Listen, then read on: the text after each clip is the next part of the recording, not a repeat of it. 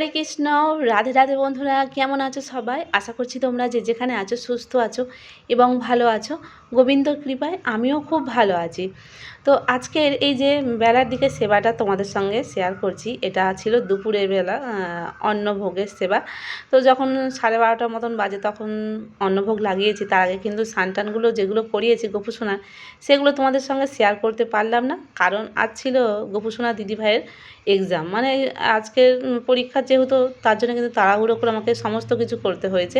আর আজকে আবার একটুখানি ওই যে ডাঁটা পোস্ত এগুলো করেছি, বিউলির ডাল করেছি, যার জন্যে কিন্তু সময় পেতে পারিনি। ওই যে ডাঁটা আমান্য করতে করতে লাউ ডাঁটা, আলু পোস্ত এগুলো করেছি, বেগুন ভেজেছি আর বিউলির ডাল করেছি। তো সত্যি বলতে মেয়েদের বাচ্চাদের পরীক্ষা থাকলে মায়েদের তো একটু টেনশান থাকে। তো আজকে তোমাদের সঙ্গে আমার গোপুসোনার পুরাতন কিছু জিনিস তোমাদের সামনে নিয়ে আসছি। এটা ছিল আমার নয়নসোনার সিংহাসন। প্রথম যখন আমার নয়নসোনাকে আনি, তো সেই দিনেই কিন্তু এই সিংহাসনটা নিয়ে আসা হয়েছে। তো যখন আমার গোপুসোনা একা ছিল তখন কিন্তু এই সিংহাসনটার মধ্যে থাকতো। তো সত্যি তখন একলা ছিল, তো সেই সব মানে সিংহাসনটা দেখছি আর আমার সেই প্রথম জীবনে আমার যখন গোপুসোনা আসে সেই কথাগুলো মনে পড়ছে আর ভীষণ আনন্দ লাগছে। আমার নয়নসোনাকে যখন দেখি, দেখতে দেখতে মনে হচ্ছে ওই কত বছর আমার গোপুসোনাকে আমি পেয়েছি। তো আমার গোপুসোনা মনে হচ্ছে না কত বড় হয়ে গেছে। তো তো দেখো এই সিংহাসনটা অনেকটা কালো মতন হয়ে গেছে, আর যার জন্য কিন্তু একটু ইচ্ছা হলো যে পরিষ্কার করি। আর কিছুদিনের জন্য আমার গোপুসোনা মনে হচ্ছে যেন গোপুসোনা ওর সিংহাসনটায় বসতে চাইছে। তো আজকে কি করব, মেয়ে পরীক্ষা দিতে চলে গেছে, তো ভাবছি যে এটা একটু পরিষ্কার করে নিই। আর কালো হয়ে গেছে না, ভালো লাগছে না। আর সিংহাসনটা যখন দেখি তখন মনে হয় আমার গোপুসোনা যখন একা থাকতো, মানে নয়নসোনা যখন ছিল, তো তখন নয়নসোনাকে আমি যখন ওই সিংহাসনটা বসাতাম না, ভালো করে ফুল দিয়ে না, আমি প্রচুর ফুল দিয়ে এই মানে চারি সাইডগুলো না সুন্দর করে শৃঙ্গার করে সাজাতাম, খুব ফুল দিয়ে সাজাতাম, ভালো লাগতো দেখতে। আর মানে সাজালে তো গোপাল সোনাতে তো খুব সুন্দর লাগে, আর ফুলের শৃঙ্গার করা তো আরও তো সুন্দর লাগে। তো যেহেতু এখন আমার আরও 2 সোনা হয়ে গেছে, 2 গোপাল সোনা, মানে মোহন সোনা আর নীল সোনা আছে, যার জন্য কিন্তু ওদের জন্য কিন্তু আমি আমার নয়ন সোনাকে আর এর মধ্যে বসাই না, 3 জনকে একসঙ্গে রেখে দিই। এটাই তো মাত্র শুধুমাত্র নয়নের একার জায়গা হবে। আর যদি নীলের সাইডে বসাতে চাই তাহলে কী হবে জানো তো, মানে ঘেঁষাঘেঁষি হবে, তো সেই জন্য ভালোও লাগবে না। কোনো ড্রেস ট্রেস পরালে তখন কিন্তু মানে কিছু মনে হবে না যে কে কোনটা ড্রেস পরেছে, তো সেই জন্যে আমি দুজনকে বসাই না। তো আজকে ভাবছি যে এই সিংহাসনটাকে পরিষ্কার করে নয়ন সোনাকে বসাবো। তো কালো হয়ে গেছিলো, প্রথমে একটু তেঁতুল দিয়েছি, তেঁতুল দিয়ে ভালো করে একটু ঘষে নিয়েছি। আর যে ডিজাইনগুলো সাইডে আছে না, ওগুলো পরিষ্কার করতে গেলে কিন্তু সময় লাগে। তো যতটা পারছি আমি তাড়াতাড়ি করে করছি। তো দেখো তেঁতুলটা দেওয়ার পরে কিন্তু বেশ ভালো চকচকে হয়ে গেল। পুরাতন তেঁতুল কাঁসার জিনিসের মানে খুবই ভালো।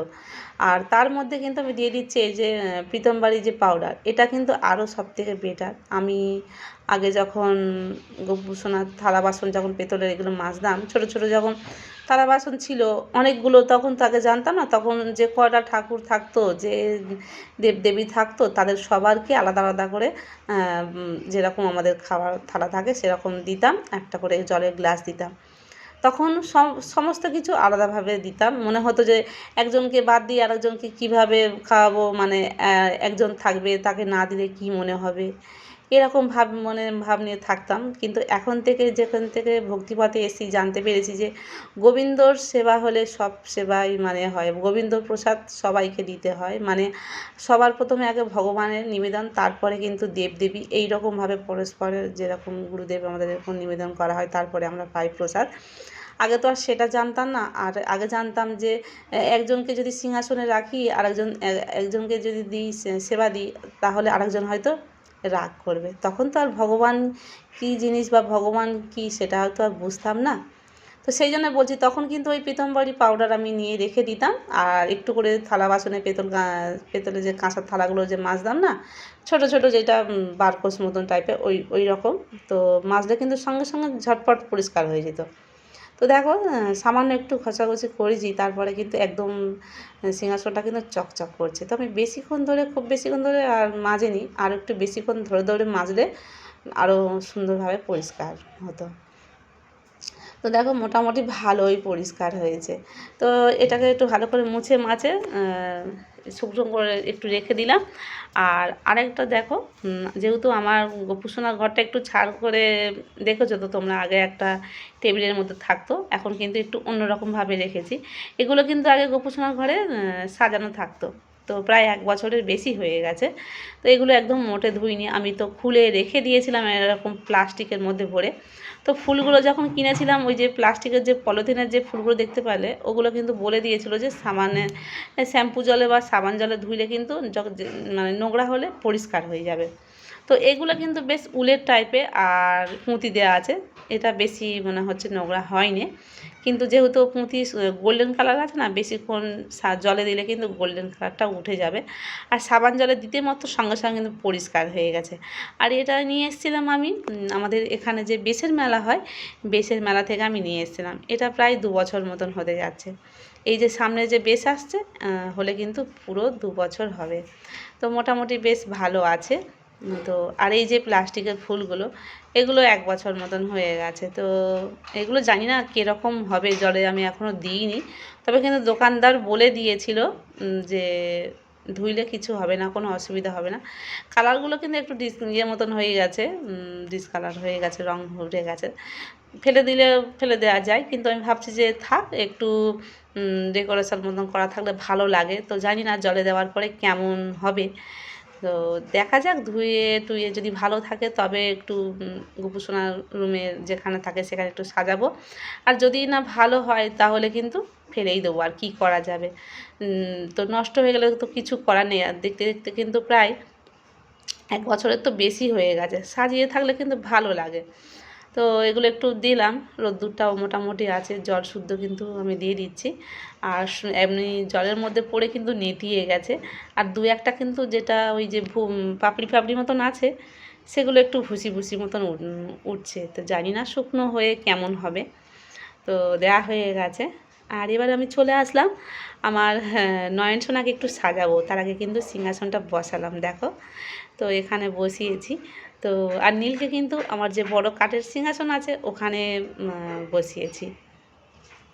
আজকের আমার গোপাল সোনাকে স্নান করিয়ে না, আমি শুধুমাত্র দেখতে পাচ্ছ একটা প্যান্ট পরিয়ে আমি বসিয়ে রেখেছিলাম। কারণ দুপুরবেলা এত গরম হচ্ছিল না, মনে হচ্ছে না ও গোপু সোনা যেন মনে হচ্ছে জামাই পরতে চাইছিল না। তো সেই জন্য আমি আর কিছুই পরালাম না, একটা মানে প্যান্ট পরিয়ে খালি গায়ে বসিয়ে রেখে দিয়েছি। আর এখন যেহেতু দুপুরবেলা সেবা টেবাগুলো সমস্ত কমপ্লিট হয়ে গেছে, বিকেল বিকেল মতন ভাব, তো সেই জন্য ভাবলাম যে এবার একটু সাজাই। আর সিংহাসনে বসাবো বিশেষ করে, সেই জন্য ভাবছি যে একটু না সাজালে ভালো লাগবে না। আর আমার তো নয়নসোনাকে সাজাতে আমার ভীষণ ভালো লাগে। আর নয়নসোনাকে সাজালে পুরো রাজপুত্রর মতন দেখতে লাগে। সব সময় যেন মনে হবে মুখের দিকে তাকালে যেন সেজে গুজেই রয়েছে। তো তোমরা দেখো আমার গোপুসোনার সাজটা কিন্তু কমপ্লিট হয়েছে, কেমন লেগেছে দেখো। আর আমার মোহন সোনাকে তো সিম্পলভাবে সাজলে আরও বেশি সুন্দর লাগে। ও সাজতে গুজতে একদমই পছন্দ করে না। তো যেহেতু গরম পড়েছে, একটা হাত কাটা যেটা গেঞ্জি সেটাই পরিয়ে দিয়েছি, কত সুন্দর কিউট লাগছে সিম্পলভাবে। তো আমার 2 সোনামণিকে সাজানো হয়ে গেছে। আর এই ছিল একটা ফল, তোমরা কি ফল বলতে পারবে? এটা আমরা জানি আতা ফল বা নোনা ফল বলি। এটা রাধারানীর খুবই প্রিয় ফল, যেটা আমরা এটা জানি। তবে এটা মনে হচ্ছে আতা না, আতাটার গায়ে একটু আর একটু মানে একটু ডুবো ডুবো মতন থাকে। এটা হলো নোনা ফল বলে। তবে এটা খুব মিষ্টি হয়। তো 2 দিন আগে আমাদের এনেছিল, দুটো এমনি খুব পেকে গিয়েছিলো, সে দুটো সেবা দেওয়া হয়েছিল। আর এটা একটু কাঁচা মতন ছিল। তো আজকে পেকে গেছে, আর বেশি নরম হয়ে গেলে কিন্তু মানে ভালো লাগে না। তো এটা একটু দেখো সেবা দিয়ে দিলাম। তো এই ছিল আমার আজকের সম্পূর্ণ ভিডিওটা। তোমাদের কেমন লাগলো তোমরা কিন্তু কমেন্ট করে জানাবে। আর চ্যানেলে যারা নতুন রয়েছে চ্যানেলটিকে সাবস্ক্রাইব করে নেবে, চ্যানেলটিকে অবশ্যই করে সাবস্ক্রাইব করে নেবে, যাতে নতুন ভিডিও পোস্ট করলে সঙ্গে সঙ্গে নোটিফিকেশান পৌঁছে যেতে পারে। রাধে রাধে, হরি বল।